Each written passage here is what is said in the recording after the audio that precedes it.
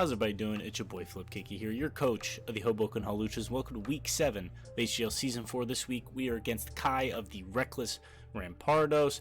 Another rough week last week. We got swept again. Knockoff didn't work again. This is the second time I'm recording the Teambuilder because the audio was fucked up on the last one. My audio has just been really weird the last few things I've recorded, actually. I'll fix that.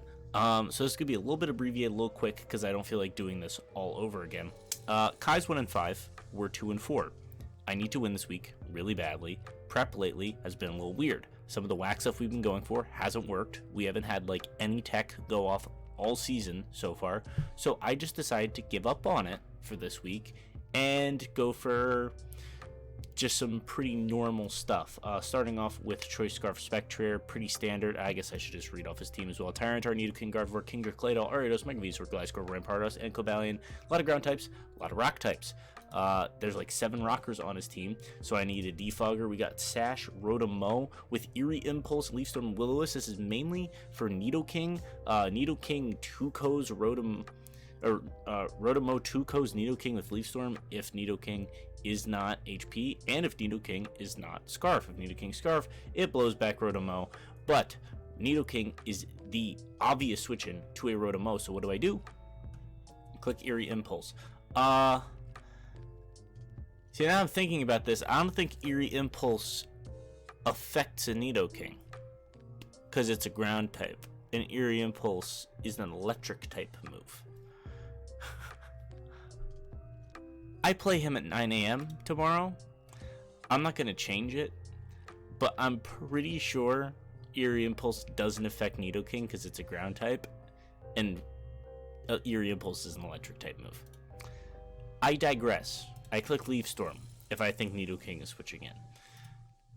Primarina specs, it's forced to this speed so it can outspeed a banded Ramparados.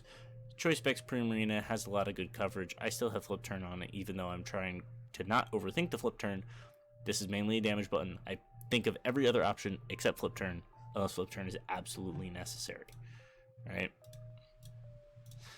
Moving on to Garchomp, Yachi Berry, Swords Dance, Scale Shot with Aqua Tail because I need that for coverage. This has a chance to win late game if Spectre isn't already winning late game because he doesn't have a ghost resist. He has 2 ghost weaknesses and no resists and no immunities, but that doesn't mean Spectre automatically wins, as we've learned from week 3. Just because they don't have a ghost resist doesn't mean Spectre automatically wins. They can have especially bulky things, like he has a Megavenusaur. Megavenusaur just sits on Spectre, so I need to be smart with Spectre and use these few things as chip machines. We have Lefties Bronzong. We have specially defensive Lefties Bronzong, which is now increasingly scary that I don't have Eerie Impulse on Rotom. We kind of just have to pray that Nidoking does not bring Flamethrower, because I had Assault Vest on this Bronzong at first, and I took it off because I needed recovery on Bronzong. I need some sort of, longevity with Bronzong, because otherwise I didn't have it at all. So I'm running Lefties on Bronzong because he needs to live for a decent amount of time when not switching into Nidoking. So Body Press, Psychic, Future Sight, Flash Cannon, just standard stuff. Hopefully I catch Nidoking coming in on something pretty standard. The server's disconnecting because it's gonna be a bitch. Oh, my Wi-Fi's back instantly, actually. And then the last mon is actually just Audino. Audino is Rocky Helmet Regenerator. It has some interesting stuff. It has Heal Bell, just in case Ariados gets like Toxic Spikes down or other things status. We have Heal Bell. Then Low Kick and Ice Beam. Low Kick does like 70% to Tyranitar. Audino basically switches in and sits on any non-banded version of Tyranitar. Ice Beam deals with Gliscor, and Reflect helps Garchomp once its defense goes down because of Scale Shot. Every other thing, it's prevent webs, prevent Nidoking from coming in as much as possible, and Cobalion. I'm kind of lacking a Cobalion switch in. But other than that, I don't know. What's most likely my lead? Well, I feel like my lead is I need to lead something that immediately threatens Ariados and doesn't let Ariados get webs down, which I kind of don't have. So if Ariados comes, I probably just lead Bronzong and click Future Sight, because he doesn't have a dark type either. Something has to eat that Future Sight. So if he leads Ariados, I kind of just have to let him get the webs up and click Future Sight. But the good thing about my team is I don't need speed on this and I don't need speed on this. I've got to run minus speed natures on both of them because I don't need them to be as fast. So I can kind of deal with both of these, especially with Auto Nose Regenerator, until I can get an opening for Rotom to come in and defog the webs away. I can also just click Psychic turn 1, because looking at his team, he doesn't have anything that really wants to switch into a Psychic. So I don't know. I just have to assess a proper lead. Quite honestly, I just have to be smart. I could even lead Rotom, even though I don't want to. Do I have any way of dealing with Nidoking besides Eerie Impulse? I'm not just gonna look at this because I can do Confide instead of Eerie Impulse, because I'm not sure that Eerie Impulse actually hits Nidoking. So yeah. So that's basically it. I'm just rushing through this team builder since I've already recorded it. So without further ado, let's get into the battle.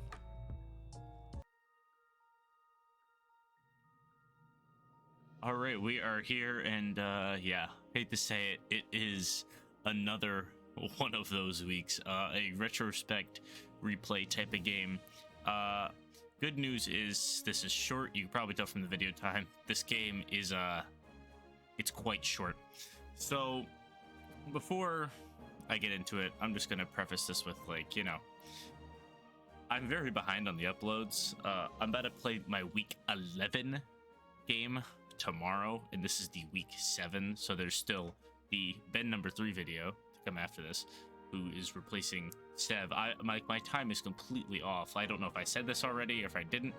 I forget. Like, this is literally a game I played a month ago now while I'm recording this, because my computer actually blue screened on turn 3, so the recording just died and I just didn't feel like recording the rest of it.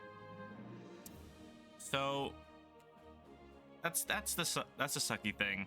But I'm just gonna get into it, explain, and I'll have stuff to say as the game is wrapping up.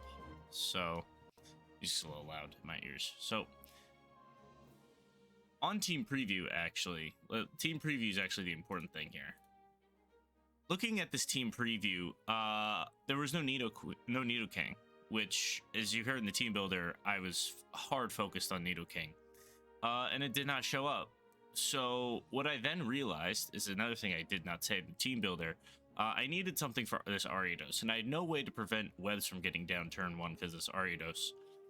So really what I needed to do is get in what I want to get in as the webs go down on this Ariados. So I came up with the plan of Ariados is going to lead 100%. So I'm going to lead Primarina. Now, Ariados is going to feel safe because it's a poison type in on a fairy type, and that's what he thinks is free webs. So what I'm going to do is I'm going to outspeed this Ariados.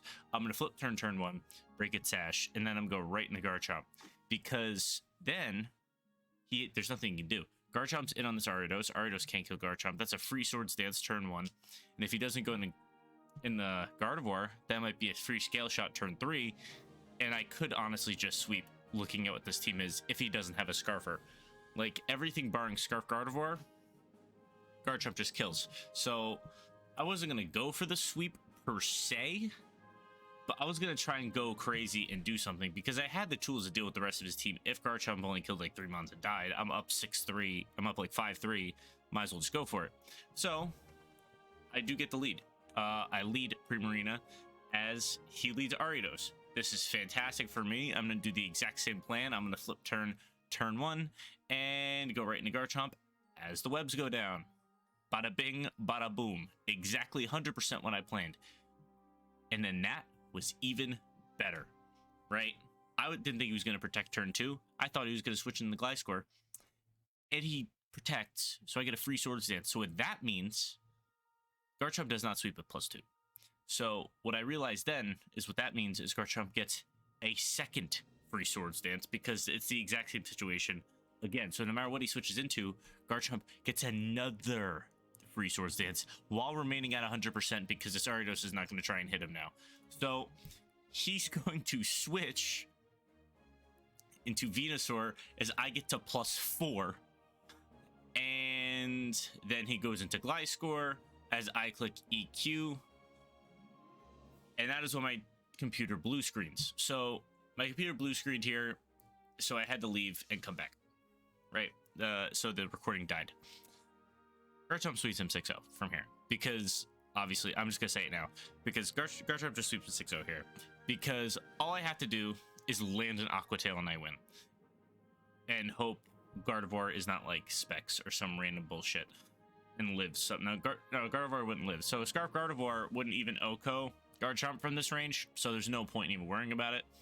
I literally just win. He'd have to have like a Scarf Cobalion and a Scarf Gardevoir at the same time, and both of their hits need to kill this Garchomp, or the game is just over. He also pointed out that I'm missing an R from Terrafin, which is kind of funny. Sandy's also freaking out that I'm going for this man start on turn 4, which I am, because this was, mind you, I now lost 4 games in a row at this point, and I just really, really needed a fucking win. So I figured, why the fuck not? When I'm playing confidently, I play well. So I went for +4 Garchomp on turn 4. Gliscor's in. Remember, this is Scale Shot, EQ, Swords Dance, Aqua Tail. So Aqua Tail is meant for Gliscor and Gliscor only. So all I have to do is land an Aqua Tail and the game is over. And that's exactly what I'm going to do. So I'm going to do that. So while this sweep progresses in the background, I'm just going to talk about everything else. Following this week is bed number 3, who is a very, very skilled battler that replaces Seb after Seb dropped. I need to beat him to basically keep playoff hopes alive, or it's going to be really, really rough down the stretch, because after him, I had to play... I forget who I played after him. Oh, I had to play Clay after him, who Clay was playing well at this point in the season. And then after Clay, I had to play Sandy, and I still have to play Spooks and Glee, so I play Spooks tomorrow, actually. So I really, really needed this win the next week in order to keep my hopes alive, because the coming games are looking very, very difficult.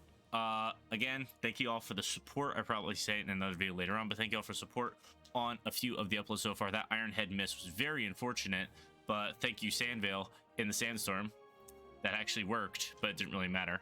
So yeah.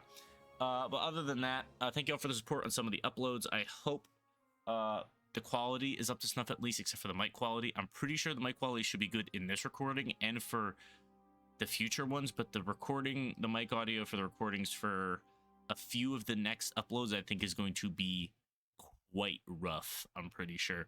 So just bear with me on that. You're mainly just there for the battle. See what happens. Venusaur actually lived +4 EQ, which was quite funny, but knockoff plus whatever that Cobalion Ironhead was going to do, it's not going to do anything. He needed to flinch on the Cobalion Ironhead, but like, come on.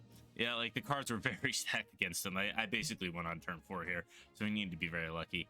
But yeah, look forward to this upload coming next week, though. The game was very good. It's going to be a long one, though, because it did last a very long game, or it was a very long game, and I interviewed him afterwards. Upcoming, I'm literally just going to try and get these out as much as I can. Recording this with plans to edit it and then edit most of, if not all of, the week 8 video in the same day and double upload them on the Sunday as I fight my week 11 game, which means I only have the Clay and the Sandy video to catch up on, which isn't as bad. The Clay video I think also has an interview, but I don't really edit those, so it'd be like that. But Garchomp is about to close out the game here on turn 11. GG's 6-0, very huge for me. Very huge for me. I moved to 7-4, or not 7-4. I moved to 3-4 after this game. A very good differential game. I think that's only my third. Now it's my fourth 6-0 of all time. Third of which being actually legitimate.